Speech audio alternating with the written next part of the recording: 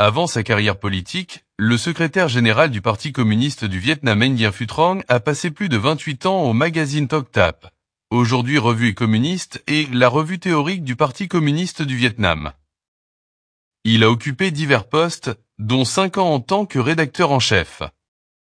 Son dévouement à l'amélioration personnelle et à l'apprentissage continu a contribué à façonner sa réputation de journaliste de premier plan. Ayant travaillé pendant plus de 28 ans à la revue Octap, Études, aujourd'hui la revue est communiste et en théoricien érudit, le journaliste Nguyen Phu Trong a toujours porté une attention particulière au travail d'information de la presse en général, notamment de l'équipe de reporters spéciaux, créant ainsi des conditions favorables pour qu'ils puissent accomplir leurs tâches.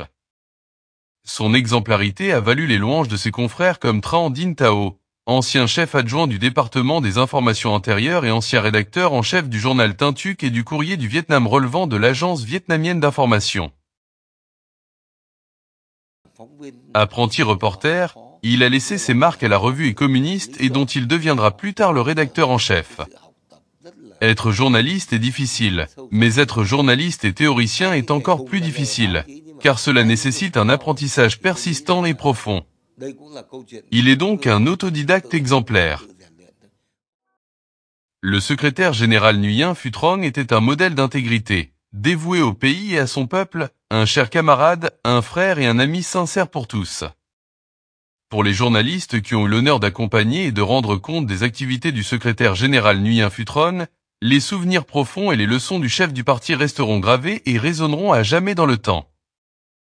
Les Tri Dung, ancien chef du département de photographie de l'agence vietnamienne d'information, reporter spécial du secrétaire général Nguyen Phu Trong, gardent toujours l'image d'un leader toujours attentif et compréhensif des réalités et des caractéristiques de leur métier.